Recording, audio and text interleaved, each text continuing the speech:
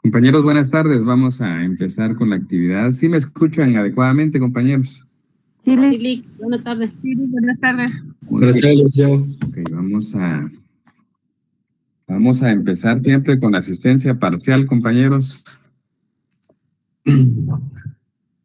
Luis Avilés, ¿está presente?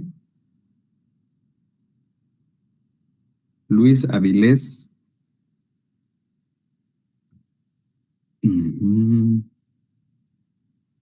Otto René Bolaños. Otto René Bolaños.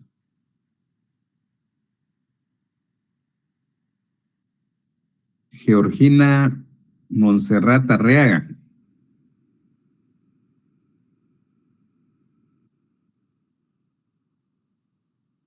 Georgina Montserrat Arreaga, ¿no está?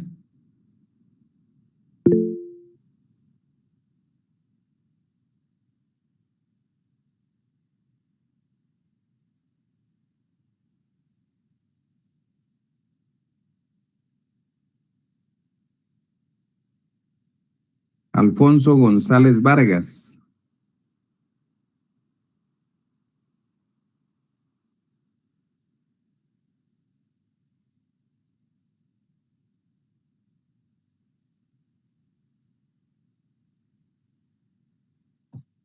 Alfonso González Vargas, ¿está presente, compañeros?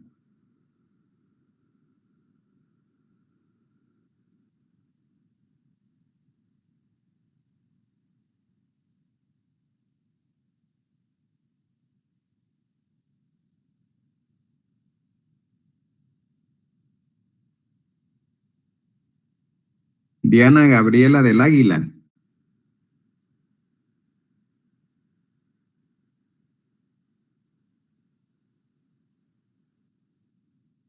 ¿Sí me están escuchando adecuadamente, compañeros, o no escuchan? Sí, sí se escucha. Se escucha, licenciado. Sí, porque lo raro, compañeros, que llamé como a 6 y no, ninguno está. Bueno, pero vamos a seguir. Entonces no está Diana, tampoco Gabriela. Ana Lucía Mijangos.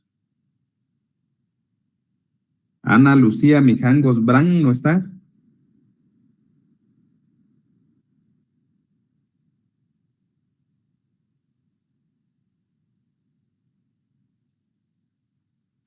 Vamos a ver.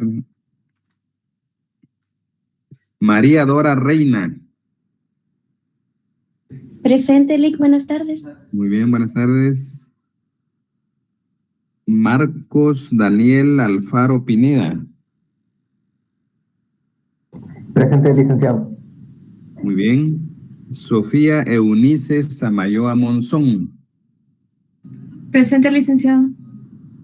Muy bien.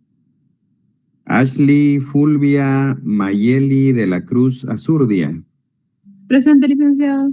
Muy bien. Carol Estefaní Morales Puac.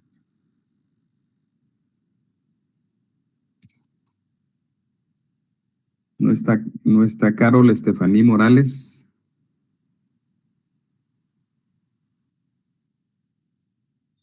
Muy bien. Denis Waldemar Rachón Sabán. Denis Waldemar Rachón Sabán. No está. Andrés Esteban Carranza Gómez. Buenas tardes, licenciado, presente. Buenas tardes. Brian Leonardo Coy Cate. Presente. Muy bien. Daniel Estuardo Velázquez Márquez. Daniel Estuardo Velázquez Márquez.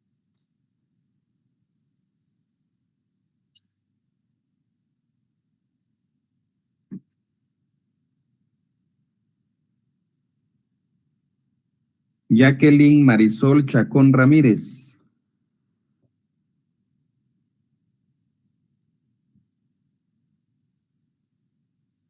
Jacqueline Marisol Chacón Ramírez no está. Armando García Ávila. Armando, ahí estamos, ya lo marqué, Armando. Jennifer Celeste Tunche Chávez. Jennifer Celeste Tunche Chávez.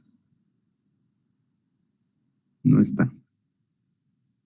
Flora Portillo Galvez. Flora Portillo Galvez.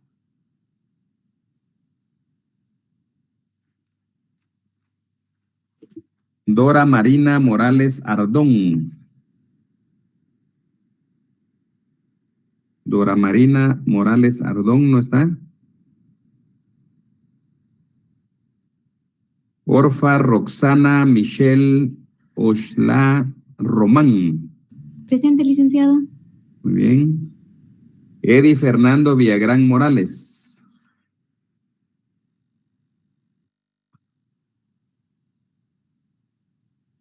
Eddie Fernando Villagrán Morales no está. Melissa Naomi Velázquez Nig. Presente, licenciado. Muy bien. Catherine Griselda Morales Marín.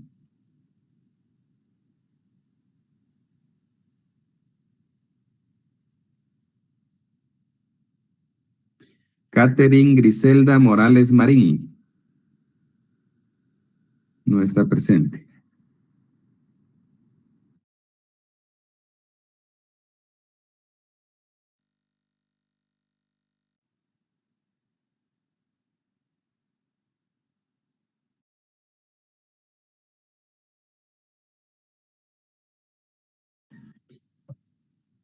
Mónica Rocío Gómez. Presente, licenciado. Buena tarde. Buenas tardes. Evelyn Paola España Velázquez. Buenas tardes, licenciado. Presente. Muy bien, Evelyn. María del Rosario Bernal García. Presente, licenciado. Buenas tardes. Buenas tardes. Andrés Estuardo González.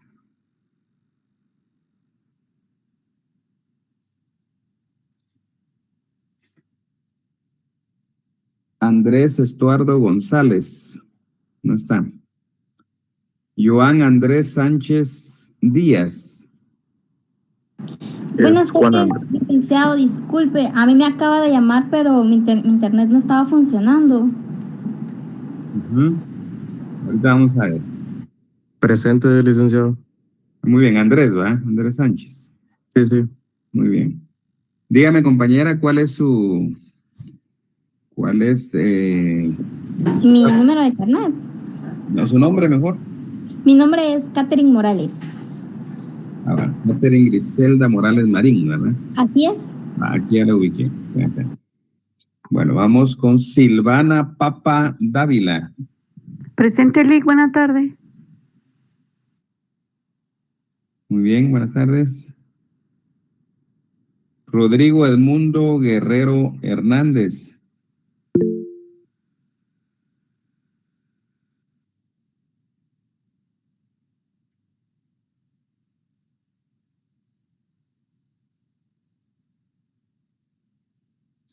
Rodrigo, ahí está. Rodrigo. Helen Priscila Ortiz Florián. Presente, licenciado. Muy bien. Heidi Fabiola de León Fuentes. Presente, licenciado. Muy bien. Freddy Alejandro Chávez Girón. Presente, licenciado. Bien, ya lo marqué aquí, Freddy. Reina Eloísa Guzmán Paz.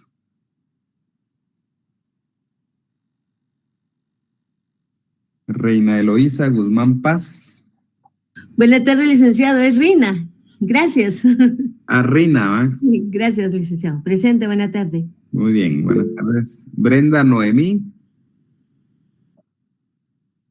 Muy bien. Flor de María Menéndez. Flor de María Menéndez. Sofía Nicté Fernández. Presente, Lic. Muy bien. Jacqueline Adriana Reyes Contreras. Presente, licenciado. Muy bien. Pablo Roberto Yucuté Shunik. Presente, licenciado. Karen Rocío Quej Samayoa. Buenas tardes, licenciado. Buenas tardes.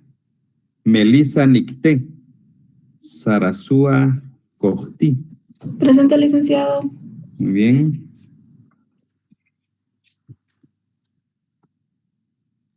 Kimberly Cristina Tatuaca. Kimberly Cristina Tatuaca.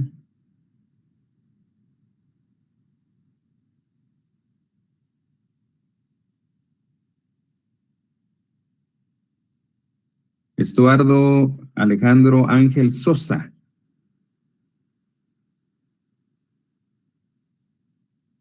No está Estuardo Alejandro Ángel Sosa.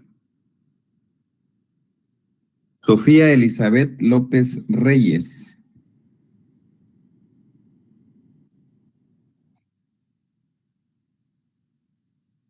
Sofía Elizabeth López Reyes no está. Cindy Judith Hernández Ramírez. Presente, licenciado. Muy bien. Diego Andrés García Guzmán.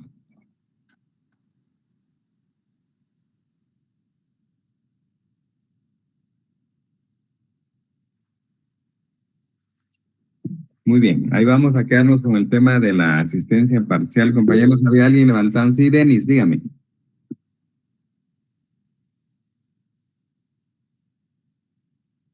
Sí, Denis Waldemar.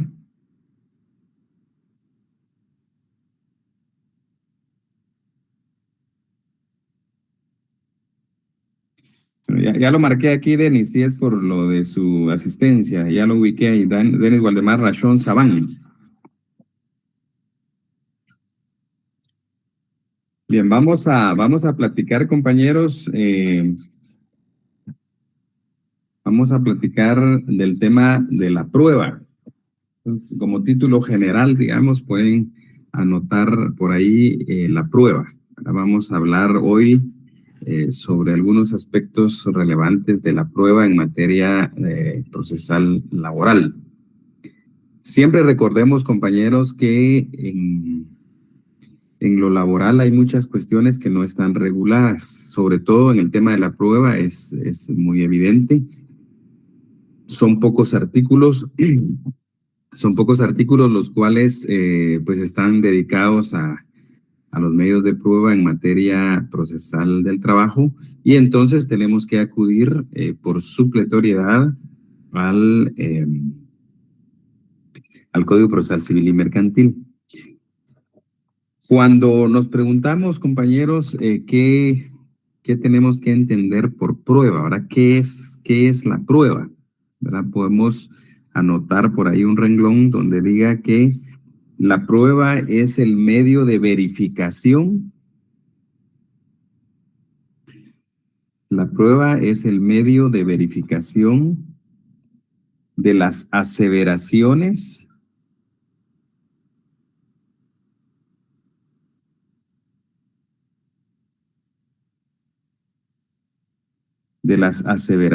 de hecho, afirmativas o negativas de las partes procesales, ¿verdad? Eso podemos anotar, compañeros, como prueba. Digamos, ¿qué es prueba? Si esa fuera la pregunta, sería que es un medio de verificación de aseveraciones de hecho, afirmativas o negativas de las partes. Es decir, compañeros, que por ejemplo, en materia laboral, un trabajador puede, al plantear su demanda, invocar el hecho de que fue despedido de manera directa e injustificada, por ejemplo, que así lo plantee el trabajador, un despido directo e injustificado. Entonces, lo que está haciendo el trabajador es aseverando, diciendo yo fui despedido de manera directa e injustificadamente. ¿Ya? Él asevera un hecho. Pero llega el patrono en la contestación de demanda si fuera en sentido negativo y puede decir, por ejemplo, que él niega ese hecho, ¿verdad? Que no es cierto que el trabajador haya sido despedido, sino que, por ejemplo, él puede aseverar que el despido no se realizó, sino fue una renuncia, por ejemplo, que la relación laboral terminó porque el trabajador renunció a su trabajo, por ejemplo. Entonces, hay aseveraciones afirmativas o negativas, y esas aseveraciones son las que hay que verificar a través de la prueba. Entonces, por eso les decía yo oportunamente, compañeros, cuando uno redacta una demanda de un trabajador, por ejemplo, o una contestación de demanda de un patrono, según a quien esté asesorando, de lo que usted asevere tiene que pensar cómo lo va a probar, ¿verdad? O sea, entonces no, digamos, ¿de qué me sirve a mí, por ejemplo, redactar una demanda de 20, 30, 50 hojas si no estoy presentando medios de prueba? ¿Ya? Entonces, ustedes siempre que hagan una demanda en materia civil, familia, laboral, lo que sea, siempre que hagan una demanda o una contestación de demanda, ustedes tienen que pensar en el hecho y en la prueba de una vez, ¿verdad? Entonces, ustedes dicen, bueno, yo voy a reclamar, por ejemplo, salario extraordinario y voy a demostrarle al juez que se generó un salario extraordinario que no me fue pagado, por ejemplo. Entonces, se tiene que pensar en el hecho, relacionar el hecho en su demanda, si fuera eso que están redactando, pero pensar de una vez en cuál es el medio de prueba.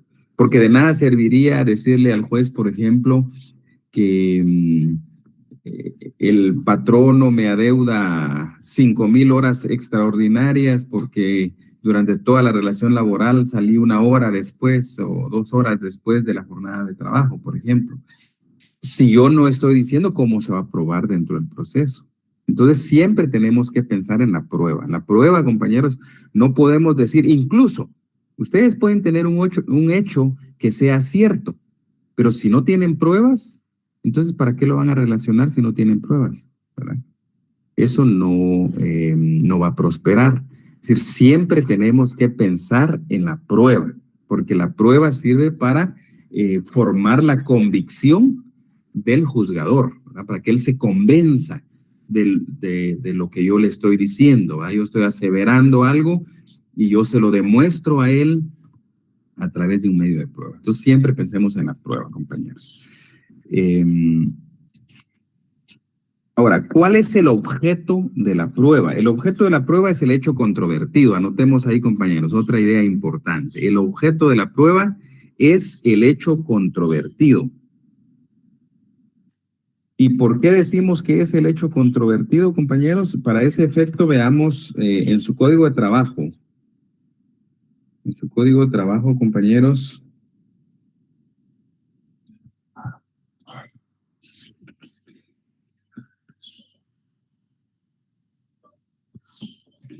Dice el 344, artículo 344 del Código de Trabajo, 344.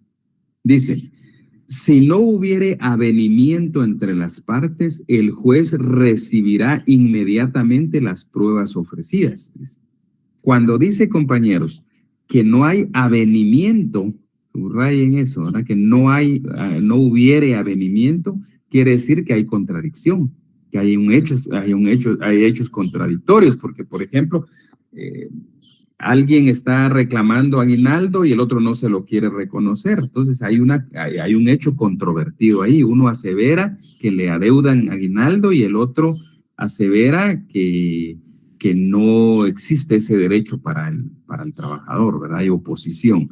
Entonces, por eso el artículo nos dice, si no hubiere avenimiento, es decir, hay desacuerdo entre las partes, hay contradicción entre las partes, entre los hechos, entonces el juez dice recibirá las pruebas. Entonces, por eso decimos que el hecho controvertido es el objeto de prueba. En el Código de Trabajo está de esa manera, no está muy específico, pero veamos Veamos el 123 del procesal civil, compañeros. Vamos al procesal civil.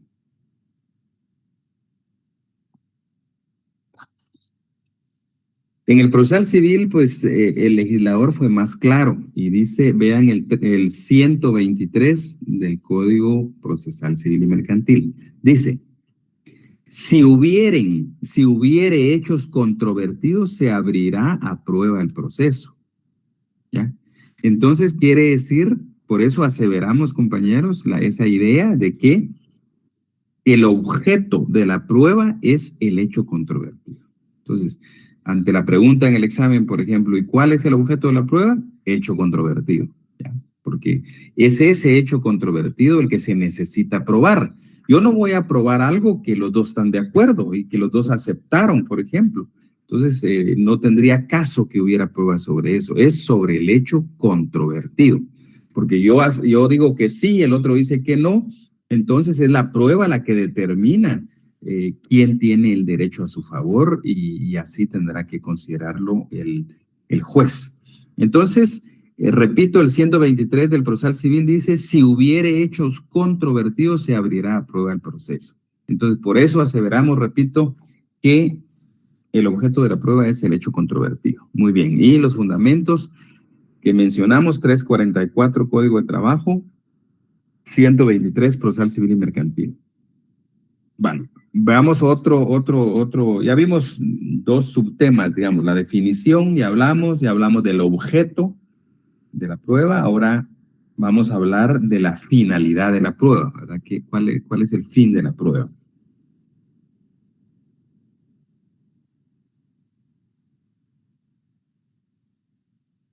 Ahora, el fin de la prueba, compañeros, ¿qué busca la prueba realmente? La prueba lo que busca es convencer al juez, ¿verdad? De que yo tengo la razón. Entonces yo presento pruebas porque yo quiero convencer a él para que sea este juez el que me adjudique el derecho a mí. Entonces lo que yo estoy buscando, la finalidad de la prueba es, repito, convencer al juez sobre los hechos, ¿verdad? Eso podemos anotar, ¿verdad? ¿Cuál es la finalidad de la prueba?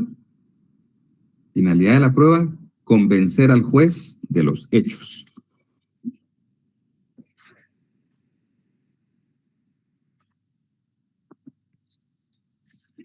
Bueno, ahí hablamos de la finalidad. Ahora hablemos, compañeros, del principio de necesidad de la prueba. Anoten ahí, principio de necesidad de la prueba.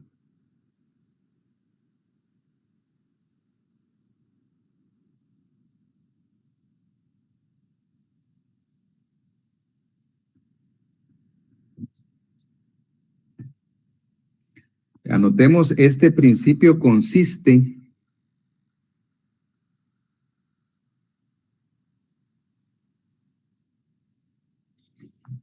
en que los hechos, este principio consiste en que los hechos sobre los cuales debe fundarse la decisión judicial,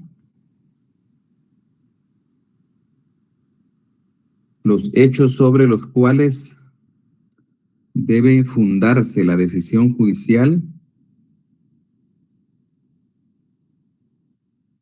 estén demostrados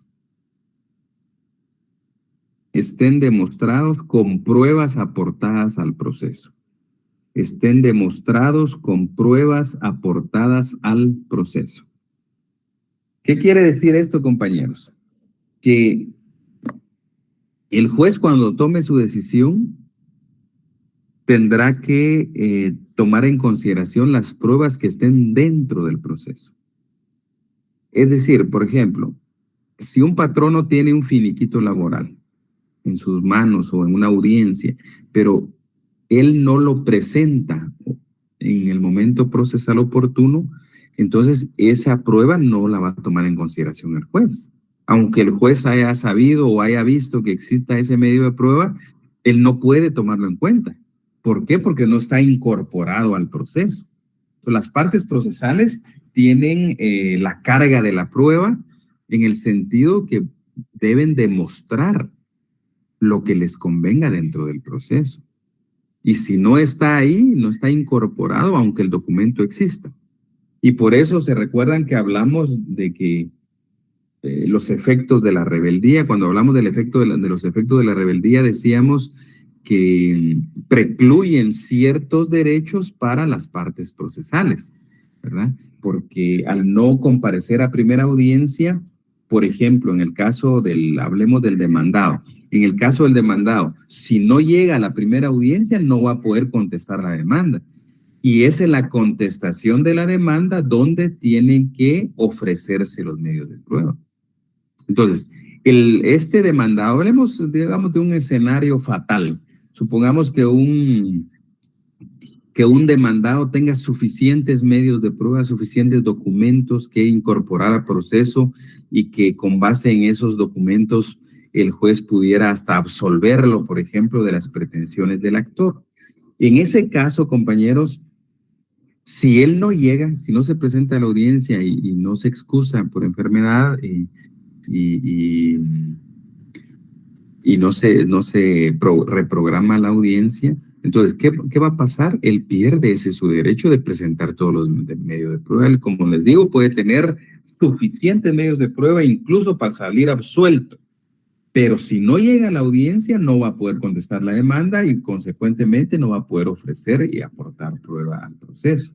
Entonces, él no puede venir, como ya lo hablamos en otro momento, él no puede venir en otro momento procesal, por ejemplo, en una segunda audiencia, en una tercera audiencia o posteriormente, en tanto no se haya dictado sentencia, él no va a poder venir y pretender incorporar pruebas al proceso, aunque él presente los documentos y él diga, señor juez, yo tengo un finiquito, yo tengo esto, tengo el otro y aquí se los presento al proceso, el juez no los puede tomar en cuenta, porque para todo hay un momento procesal oportuno. Entonces tenemos que tener mucho cuidado en eso, compañeros, en cuanto a los momentos procesales, ¿verdad? Entonces, yo me recuerdo hace algunos años en una audiencia, no sé si ya les compartí esta anécdota, pero en una audiencia, iba asesorando al patrono. Yo iba con el patrono y pues el trabajador había presentado la demanda. Este trabajador lamentablemente pues se había apropiado indebidamente de recursos del patrono, ¿verdad? Entonces por eso se despidió con causa justificada, pero no obstante que había una causa justa de despido, porque ustedes saben que una de las causales para despedir, según el Código de Trabajo, es precisamente el tema de cometer delitos en contra del patrimonio del patrono. En este caso, pues él había tomado dinero en diferente momento y entonces se configuraba el delito de apropiación indebida, ¿verdad? Bueno, lo cierto fue que por eso se despidió, pero él se le reconocieron solo sus prestaciones laborales irrenunciables. Sin embargo, él planteó una demanda para reclamar indemnización y daños y perjuicios, ¿verdad? Entonces, ahora, en ese caso, compañeros, yo me recuerdo bien porque el trabajador en la primera audiencia, cuando él estaba, en una segunda audiencia, cuando el trabajador estaba prestando confesión judicial, pues él llevaba unos documentos a la audiencia y entonces estaba el juez dirigiéndole las posiciones y él contestaba y a ver, en algunas respuestas él mencionaba, pues yo traigo un documento donde consta lo que estoy contestando. Y le dijo una vez al juez, en una de esas respuestas, le dijo, yo quisiera que, señor juez, que me reciba este documento. Entonces el juez le dijo, mire, ya no es el momento procesal para estar recibiendo documentos. Y luego siguió la diligencia y en otro momento él vuelve a decir, fíjese que sobre esto también tengo un documento, una constancia firmada por el gerente de la institución y quisiera incorporarlo. Entonces el juez, que era así un poco enojadito, le dijo, ya se dirigió al abogado ¿verdad? Y le dijo al abogado que si esos documentos los tenían ellos en su poder, ¿por qué el abogado cuando redactó la demanda no había incorporado esos documentos? Terminó pues dándole una regañada al abogado, ¿verdad? No al cliente, sino al abogado. Y sí le dio una su bonita regañada por no haber incorporado esos documentos, los tenía que haber acompañado a su demanda y no pretender incorporarlos en un momento procesal ya inoportuno, ¿verdad? Entonces, sí, Carlos. Licenciado, buenas tardes. Sí, buenas tardes, diga. En esa parte que usted está explicando es cuando usted dice que en la demanda uno debe de aprovechar a presentar todos los medios, a proponer, perdón, todos los medios de prueba que uno pues se imagine, aunque al final no los tenga, ¿verdad? Es precisamente lo que usted está explicando ahorita, licenciado. Exacto, así tiene que ser. Sí, por ejemplo, sobre todo en lo civil, usted puede ofrecer los 7 medios de prueba que existen. Y en un momento dado usted puede hasta renunciar a la prueba, ¿verdad? Por ejemplo, ofrecí testigos, pero no tengo testigos. Se le dice al juez, renuncio a la prueba ofrecida de testigos, por ejemplo, punto. Esta es la renuncia de un derecho, artículo 19 de la LOJBA, compañeros, que se puede renunciar a los derechos si no se afecta el orden público, etcétera, etcétera. Entonces, en ese caso, es eso precisamente lo que dice el compañero, que cuando se hace la demanda, compañeros, recuérdense que los clientes, pues incluso hay algunos que no tienen una escolaridad considerable, o hay clientes que son como muy tímidos, como que no son muy expresivos. Entonces es la viveza del abogado, compañeros, ¿verdad? Tratar de sacarle explicaciones, datos, documentos, pero mire, usted no tiene algo. Yo me recuerdo con una señora hace algunos años. Digo, mire, usted no tiene una constancia de trabajo que haya. No, yo nunca pedí una constancia de trabajo. Y el contrato de trabajo no le quedó a usted una copia que, como lo dice el Código de Trabajo. No, fíjese que yo no me recuerdo si firmé o no firmé contrato y no tengo copia. Y entonces, hasta que yo le dije, mire, y usted nunca ha ido al ICS, sino el patrono no le ha extendido un certificado. Me dijo, sí, sí he ido porque a veces he estado algo enferma y pido citas y no sé qué. ¿Y ha guardado usted algunas? Sí, ya tengo algunas copias ahí de certificados firmados por el patrón. Va, tráigame esos, los vamos a incorporar y vamos a decirle al juez que tenemos esos medios de prueba documentales en cuanto a probar la relación laboral, porque se recuerdan que ya vimos que la relación laboral la tiene que demostrar el trabajador. Entonces, algo hay que presentar sobre la relación laboral, como dice el compañero, que tratar en ese momento procesal de tener conocimiento pleno del caso y de los medios de prueba que sean necesarios, ¿verdad? Yo me recuerdo hace también algún tiempo de un juicio ordinario que necesitábamos demostrar un hecho y no teníamos. Entonces le dije yo al trabajador, mire usted, pero y no tiene, hay testigos, por ejemplo, algún compañero o excompañero de trabajo, y en fin que tuvimos la suerte de que 2 de ellos, ex trabajadores, quisieron apoyar con declarar ciertos hechos. Entonces con eso lo demostramos en el proceso, pero les digo que sí se tiene que tener mucha visión de los medios de prueba y ser muy acucioso con el cliente para que él pues dé toda la información que se requiera. Bien, entonces ahí estamos con la necesidad de la prueba. Otro subtítulo, compañeros, procedimiento probatorio. El procedimiento probatorio, este procedimiento probatorio, compañeros, son todas esas etapas que tienen que agotarse para que la prueba se incorpore al proceso, ¿verdad? Debidamente. Entonces, las etapas del procedimiento probatorio en materia laboral, porque en materia civil es otra cuestión. Se recuerdan que de esto hablamos someramente en alguna clase y alguien mencionó la proposición de medios de prueba, ¿verdad? Hay que tener claro, compañeros, que la proposición de medios de prueba solo existe en civil, no en laboral. Aquí no hay proposición de medios de prueba, ¿sí? Entonces, ahí, bueno, la primera etapa, compañeros, es el ofrecimiento. Anótenlo ahí como número 1. Estamos hablando del procedimiento probatorio. La primera etapa es el ofrecimiento. El ofrecimiento es anunciar la prueba.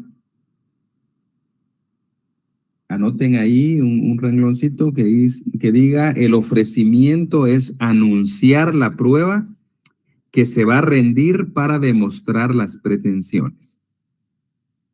Anunciar la prueba que se va a rendir para demostrar las pretensiones. Entonces, este ofrecimiento, compañeros, anotemos cuáles son los momentos procesales en que se hace el ofrecimiento de prueba, ¿verdad? Así le podríamos llamar, momentos procesales de ofrecer prueba. Uno, pues está claro que es en la demanda, ¿verdad, compañeros? Lo hemos hablado muchas veces. En la demanda se ofrece la prueba. En la contestación de la demanda de la contraparte, pues también se ofrece la contestación de demanda. En la reconvención dijimos que debían cumplirse con los requisitos de la demanda, también se ofrece la prueba. En la reconvención, en la contestación de la reconvención, contestación de la reconvención. En la interposición de excepciones,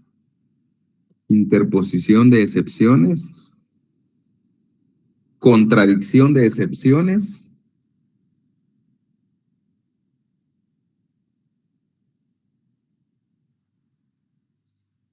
y al promover o evacuar audiencia de incidente. Al promover y evacuar audiencia de incidente. Vamos entonces con la etapa 2, compañeros. Ya habíamos dicho ofrecimiento, etapa 1. Ahora admisión o rechazo es la etapa 2. Admisión o rechazo, etapa 2.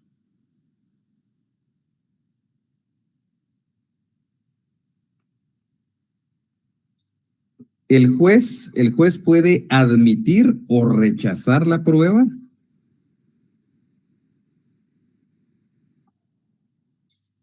El juez puede admitir o rechazar la prueba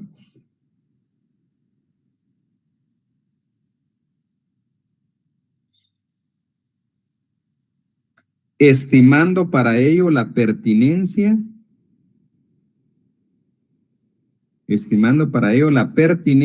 idoneidad y legalidad.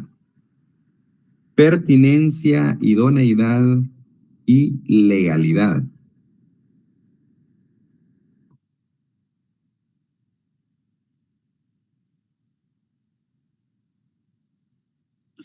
Ante el rechazo de la prueba procede la protesta, ¿va, compañeros? Eso ya lo vimos en otras clases. Ante el rechazo de la prueba lo que procede es la protesta. Si esa fuera la pregunta, ¿va?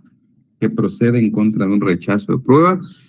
Protesta. Vamos con el digamos la tercera etapa, diligenciamiento.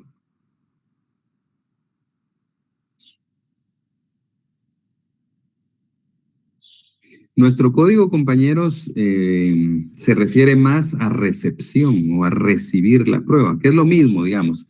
Se puede considerar diligenciar o recibir medios de prueba, ¿verdad? Nuestro código en varios artículos hace alusión a recibir la prueba. Entonces, ahora, más técnicamente es el diligenciamiento de medios de prueba. Esto consiste en trasladar al juicio los distintos elementos de convicción.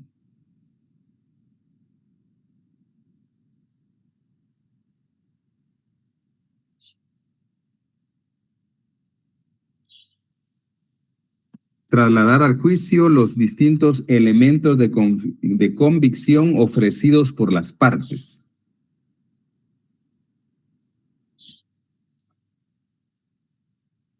Entonces, compañeros, yo puedo como parte procesal ofrecer ciertos medios de prueba, pero para que esos se incorporen ya al juicio, tiene que haber un diligenciamiento. de esos medios de prueba. Por ejemplo, yo puedo ofrecer una confesión judicial en mi demanda y cumplir con los requisitos legales, pero sin el hecho de que sea diligenciada la prueba ya en una audiencia, pues no tiene caso y no podría tomarse en consideración ese medio de prueba. Vamos a la valoración, que sería la última etapa, la valoración.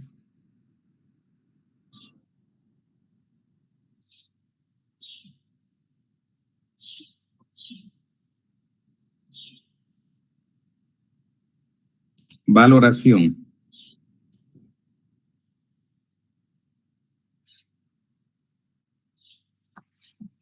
La valoración, anotemos ahí que es una actividad del juez mediante la cual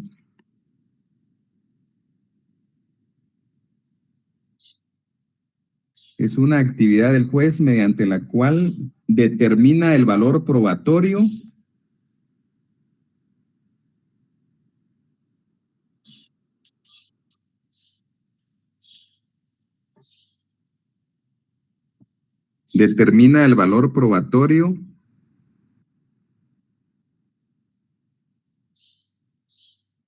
de los medios de prueba en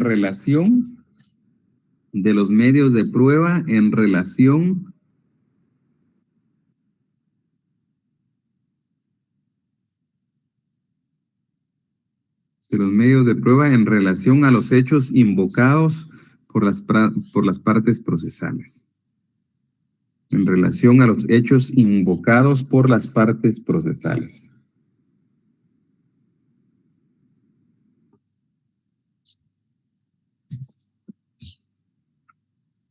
Y esto de la valoración tiene su asidero legal, compañeros, en el artículo 177, inciso D, de la Ley de Organismo Judicial.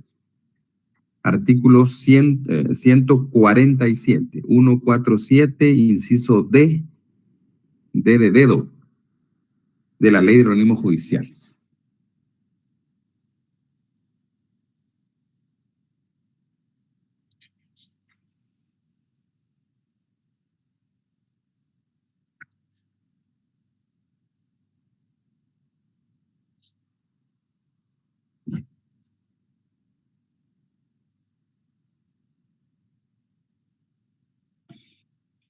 Ahora anotemos, compañeros, como subtítulo prueba inadmisible.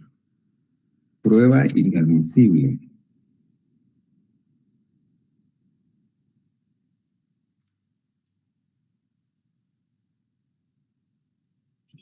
Anotemos prueba inadmisible. ¿Alguien que nos pueda leer el artículo 356, compañeros? 356.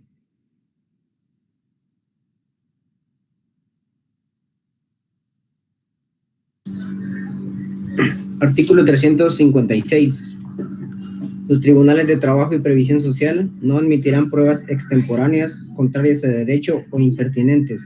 En caso de denegatoria de recepción de pruebas, los litigantes tienen derecho a que se haga constar su protesta y a solicitar la recepción de estas en segunda instancia, y la sala respectiva resolverá lo procedente.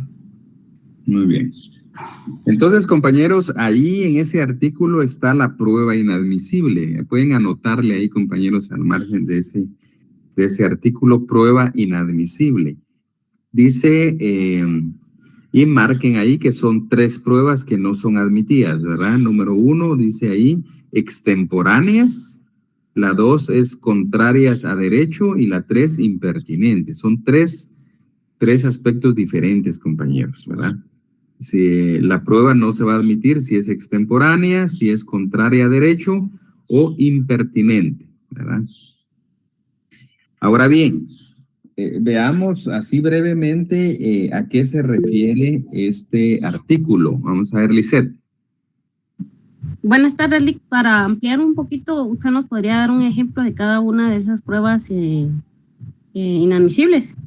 Muy bien, con mucho gusto. Vamos a hablar algo sobre las pruebas inadmisibles.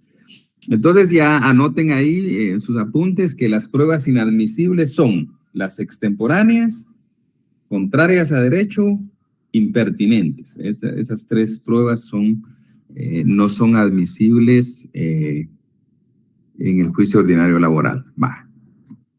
Ahora podemos anotar pruebas extemporáneas, ¿verdad? Para que hablemos, como dice la compañera, si podemos anotar o mencionar algún ejemplo de cada una de estas pruebas. Entonces, hablemos de las pruebas extemporáneas.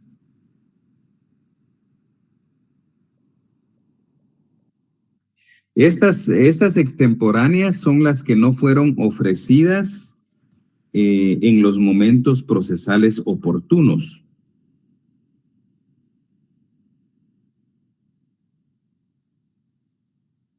Entonces, por ejemplo, si usted hizo su demanda y se le olvidó ofrecer prueba y lo quiere hacer después, esa es una prueba extemporánea. Entonces, podemos anotar ese ejemplo que yo les comentaba, ¿verdad?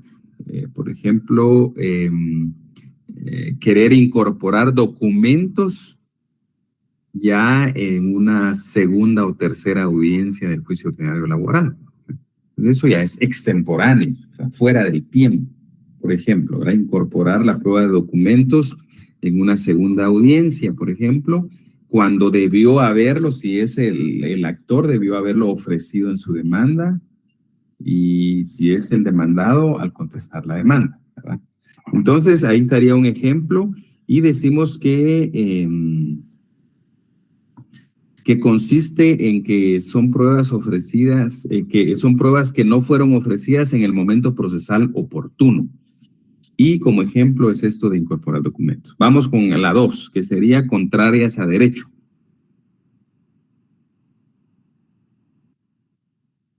Podemos anotar que son pruebas que no reconocidas legalmente en materia laboral.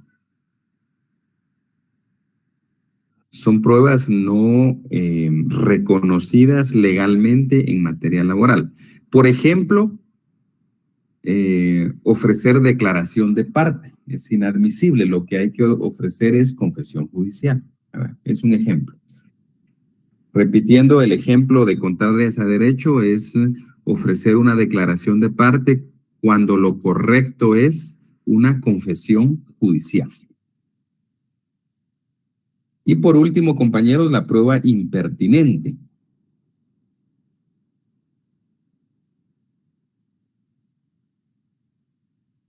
Es la prueba que no conduce a la convicción judicial. Es la prueba que no conduce a la convicción judicial de los hechos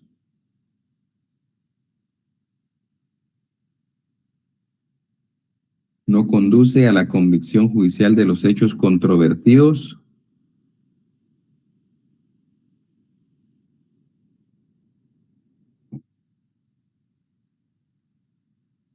por ejemplo, ofrecer una confesión judicial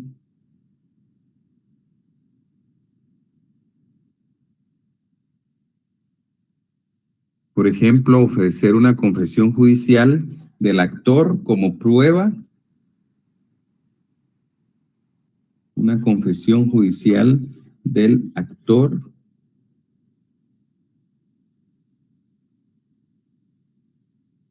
como prueba de la excepción dilatoria de demanda defectuosa. De la excepción dilatoria de demanda defectuosa. Dígame, Silvana. Disculpe, Lee, ¿qué significa verbigracia? Es ejemplo. Es un sinónimo de ejemplo, verbigracia. Entonces, muy bien. Entonces, ahora bien, ¿por qué es impertinente la confesión judicial? Porque la excepción dilatoria de demanda defectuosa lo que busca es que el juez establezca que en la demanda no se cumplieron con los requisitos del 332 del Código de Trabajo. Entonces, basta tener el documento, ¿verdad? Si el juez tiene la demanda y el excepcionante menciona en la demanda no cumplen el inciso tal del artículo 332 en virtud de que el actor pues omitió tal situación, por ejemplo. Entonces, ¿de qué serviría que se llame al actor a que preste confesión judicial? Es totalmente impertinente, ¿verdad? Está fuera de lugar hacerlo. Por eso es que el Código de Trabajo establece que la prueba impertinente no se tendría que admitir dentro del juicio ordinario laboral. Bien.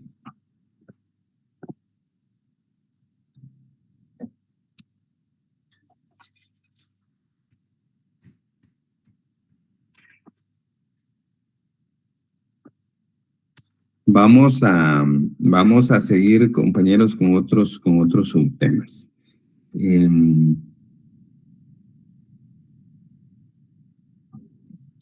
Anotemos inversión de la carga de la prueba. Inversión con V y con S, inversión de la carga de la prueba.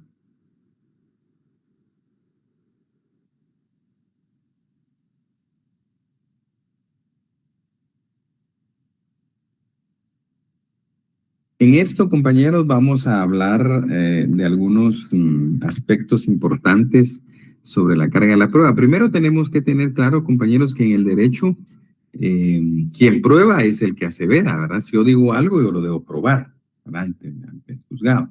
Eso es una regla, digamos, de carácter general. Sin embargo, en materia laboral existen excepciones a esa regla donde se invierte la carga de la prueba. Digamos, yo digo algo, pero yo no lo tengo que probar, sino tiene que ser la parte contraria. A eso se le llama invertir la carga de la prueba. Entonces, yo expongo el hecho, pero la contraparte tiene que demostrar. Y esto, por ejemplo, un caso especial y que se da mucho, que se utiliza mucho este artículo, es el artículo 78 del Código de Trabajo. El artículo 78 del Código de Trabajo, cuando se refiere a los despidos, vamos al 78, compañeros, el Código de Trabajo. Dice el 78. La terminación del contrato de trabajo conforme a una o varias causales enumeradas en el artículo anterior surte efectos desde que el patrono lo comunique por escrito al trabajador indicándole la causa del despido y éste cese efectivamente sus labores. Pero el trabajador goza del derecho de emplazar a su patrono ante los tribunales de trabajo y previsión social antes de que transcurra el término de prescripción con el objeto de que se pruebe la justa causa del despido. En que se funda el despido. Si el patrono no prueba dicha causa, debe pagar al trabajador, inciso A, indemnizaciones que según este código le puedan corresponder, inciso B, a título de daños y perjuicios, salarios que el trabajador ha dejado de percibir desde el momento del despido hasta su indemnización, hasta un máximo de 12 meses de salario y las costas judiciales. Entonces, aquí hay una inversión, aquí se da el principio de inversión de la carga de la prueba en el artículo 78, porque dice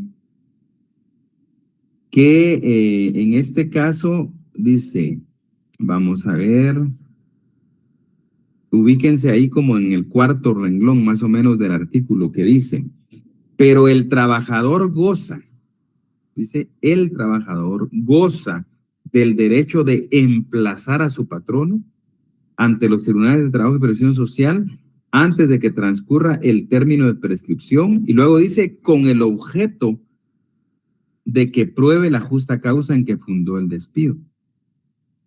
Entonces, el trabajador manifiesta en su demanda que su despido fue injustificado. Ese es el hecho que él manifiesta, que él fue objeto de un despido injustificado.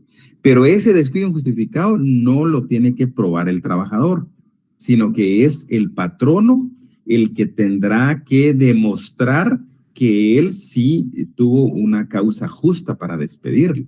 A eso se llama inversión de la carga de la prueba. Es la otra parte la que tiene que demostrar los hechos, ¿verdad? Entonces, repito, estamos en el artículo 78 del Código de Trabajo.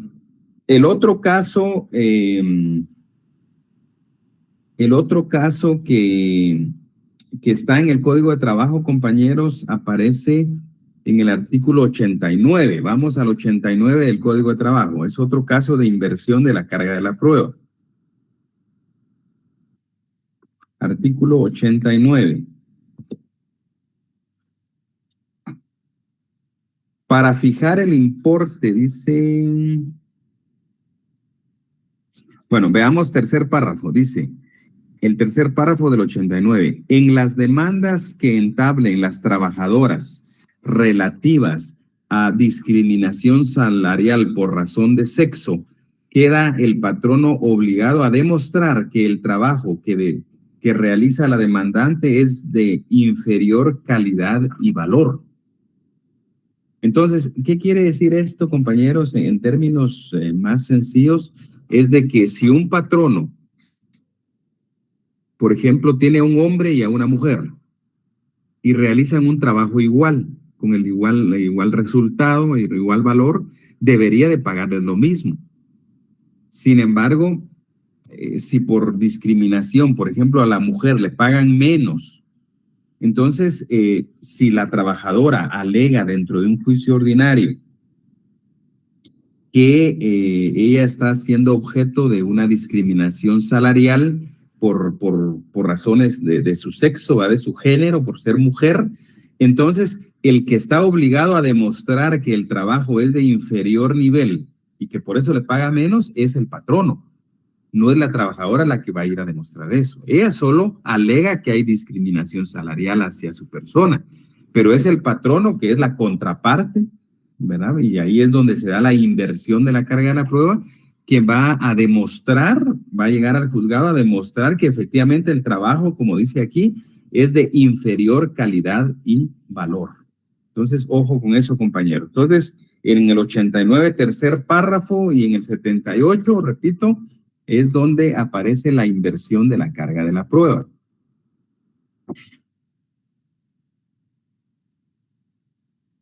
Ahora bien, hay otro subtítulo, compañeros. Inoperancia de la inversión de la carga de la prueba. Inoperancia de la inversión de la carga de la prueba. O sea, ¿en qué casos no se aplica esa inversión? ¿Verdad? Entonces, el trabajador, pueden anotar que el trabajador tiene la carga de la prueba, número 1, de la existencia de la relación laboral. Existencia de la relación laboral.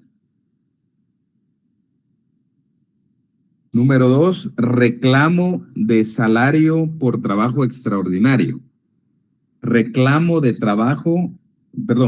salario por trabajo extraordinario.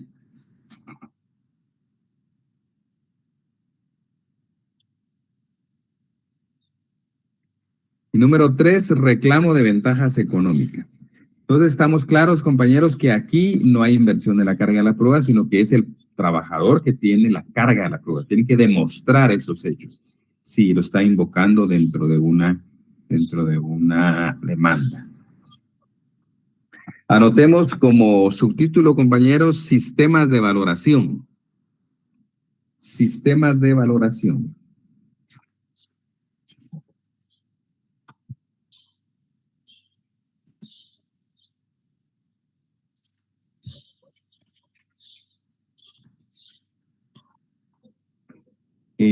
Alguien que pueda leer el artículo 361 del Código de Trabajo.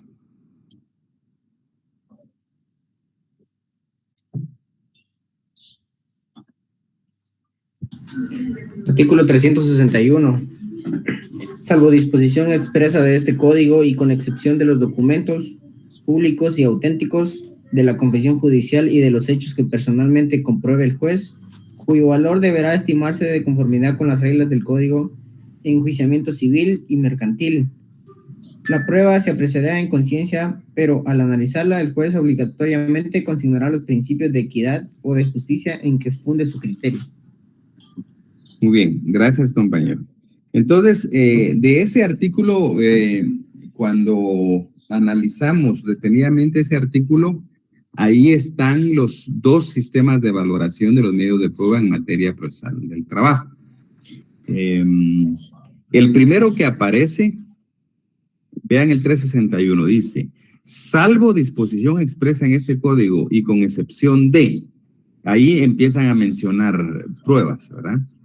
Pueden subrayar ustedes ahí o ponerle un subpuntito a documentos privados y documentos auténticos, confesión judicial y hechos que compruebe personalmente el juez. Esos, compañeros, tienen como sistema de valoración la prueba tasada, legal o tarifada. Anótenlo por ahí, compañeros. Estos que se mencionan ahí, documentos públicos y privados, confesión judicial y hechos que compruebe personalmente el juez, esos se valoran a través del sistema de la prueba tasada. Sistema de la prueba tasada, legal o tarifada, como también le llama la doctrina. Ahora bien, entonces ese es el primer sistema que se refiere el artículo 361, porque dice cuyo valor deberá estimarse de conformidad con las reglas del Código de Enjuiciamiento Civil y Mercantil y el Código Procesal Civil y Mercantil, ¿verdad? Entonces, en este caso, compañeros, ese es un sistema de prueba tasada o legal o tarifada, esos primeros que ahí se mencionan, documento privado, auténticos, confesión judicial, hechos que personalmente compruebe el juez. Pero después viene el otro sistema, dice, la prueba se apreciará en conciencia. Subrayanlo y anótenlo que ese es el otro sistema de prueba y es el más importante en materia laboral, este segundo que se menciona, ¿verdad? Dice, la prueba se apreciará en conciencia, pero al analizarla el juez obligatoriamente considerará los principios de que hay justicia en que funde su criterio. Entonces, por eso, compañeros, cuando hemos preguntado en los exámenes cuál es el sistema especial de valoración de medios de prueba en procesal laboral, es la apreciación de la prueba en conciencia. Apreciación de la prueba en conciencia. Es el sistema especial de valoración de los medios de prueba dentro del juicio ordinario de trabajo. Repito, sistema de apreciación de la prueba en conciencia.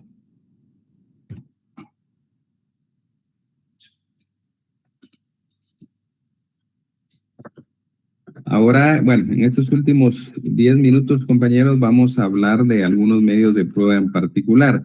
Yo les voy a enviar posiblemente hoy mismo al chat colectivo que tenemos, compañeros, les voy a mandar un par de documentos. Uno de ellos se va a referir a la prueba, ¿verdad? A la prueba que es muy importante que analicemos. En estos minutos vamos a hablar de algunas ideas fundamentales, ¿verdad? Ya estamos a menos de 10 minutos. Hablemos de los documentos. Hablemos de los documentos, compañeros. En cuanto a cuando uno ofrece un documento como prueba, hay que individualizarlo plenamente, compañeros. ¿Verdad? No basta decir, presento, por decir algo, certificado de nacimiento de Juanito Pérez, por ejemplo. No podemos decir solo eso, sino tenemos que individualizarlo. Tenemos que decir certificado de nacimiento de fulano de tal, la partida folio y libro, quién lo extendió, lugar y fecha en que fue extendido. Eso es individualizar el documento, ¿verdad? Hay que detallarlo de alguna manera, ¿verdad? Entonces, eso en cuanto a la prueba de documentos. Y la prueba de documentos, según lo establece el 177 del Procesal Civil y Mercantil, puede ser en fotocopia, ¿verdad? No necesariamente tiene que ser con tanto formalismo, ¿verdad? Puede ser en fotocopia. Existe también, compañeros, la posibilidad de un reconocimiento de documentos, es decir, que una parte procesal puede pedir que la otra parte reconozca un documento. Esto está establecido en el artículo 354, primer y segundo párrafo del Código de Trabajo, 354, el reconocimiento de documentos, y podemos chequear también el 185 del Código Procesal Civil y Mercantil. Entonces, ahí estamos hablando de que se cita a la parte contraria para que comparezca una audiencia a reconocer el documento. Si no se presenta, se le apercibe que de no presentarse, pues entonces se tiene por reconocido el documento. También existe, compañeros, la posibilidad de exhibición de documentos. La exhibición de documentos, eso está regulado en el 353 del Código de Trabajo, en donde tanto el actor como el demandado pueden pedir la prueba de exhibición de documentos, ¿verdad? Y si no lo presentan, pues se va a considerar cierto lo que aduce la parte procesal sobre el contenido de ese documento. También existe, compañeros, de conformidad con el 183 del Código Procesal Civil y Mercantil, existe la posibilidad de pedir informes. Sí, compañera. Licenciado, disculpe, ¿qué artículo dijo del PCM? ¿Sobre cuál tema? ¿Sobre cuál? En lo de la exhibición de documentos. En la el exhibición de 353. documentos. Sí, está Es el el 353 del Código de Trabajo. 353 Código de Trabajo. ¿Y del procesal?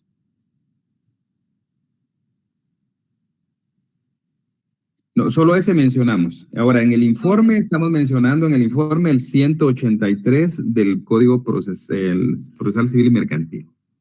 Gracias. Informes, ¿verdad? De nada, compañero. Entonces, en donde pues el juez puede requerir informes a las oficinas públicas o a las entidades. Por ejemplo, les voy a ejemplificar. Yo me recuerdo en un proceso que llevamos que se depositaba en las cuentas bancarias de los trabajadores, se depositaba el salario y todas las demás prestaciones, aguinaldo, la bonificación anual, etcétera, todo ahí. Pero resulta que no logramos obtener una certificación bancaria de la totalidad, porque el trabajador estuvo más de 10 años de la información que obraba en el banco correspondiente. Entonces, lo que se hizo, compañeros, fue que pedí al juez que requiriera un informe, ¿verdad? Que requiriera un informe al Banco X sobre las situaciones que interesaban al proceso, ¿verdad? Siempre cuando se pide eso, hay que señalar los puntos sobre los cuales tiene que versar el informe, ¿verdad? Y entonces se puede ofrecer esa prueba también. Hablamos la otra vez, compañeros, también de la posibilidad de impugnar documentos, ¿se recuerdan? Y la impugnación de documentos pues tiene relación con los artículos 186 y 187 del Procesal Civil y Mercantil, ¿verdad? Entonces se recuerdan que en el 186 pues lo que dice es que si un documento si un documento es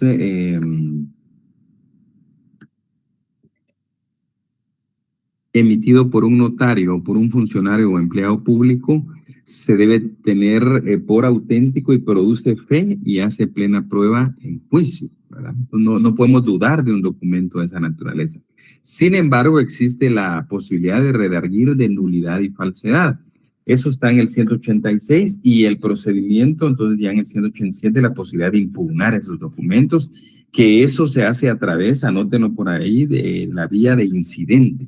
Es un incidente de impugnación de documentos el que se promueve.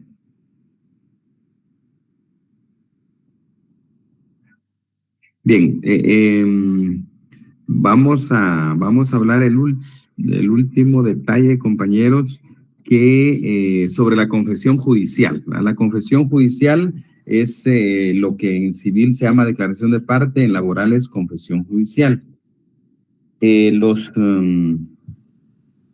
Los requisitos de las posiciones, eso no lo regula el Código de Trabajo, sino es el procesal civil, los requisitos de las posiciones.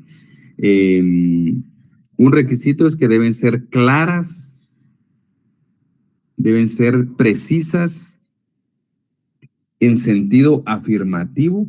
Por eso es que en las posiciones se diga si es cierto tal cosa, porque están en sentido afirmativo.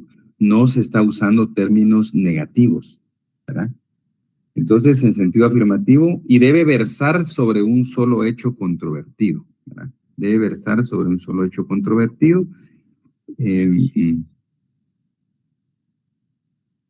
De conformidad con la Corte de Constitucionalidad, compañeros, hay 3 formas de presentar las posiciones. Número 1, en plica, ¿verdad? El pliego de posiciones dentro de una plica al presentar la demanda. Esa es una opción. El número 2 es a través de un pliego en la audiencia sin plica, ¿verdad? Solo la hoja. Entonces, mediante un pliego se implica en la audiencia. Y la posibilidad 3 es de que oralmente se presenten las posiciones cuando se haga el diligenciamiento.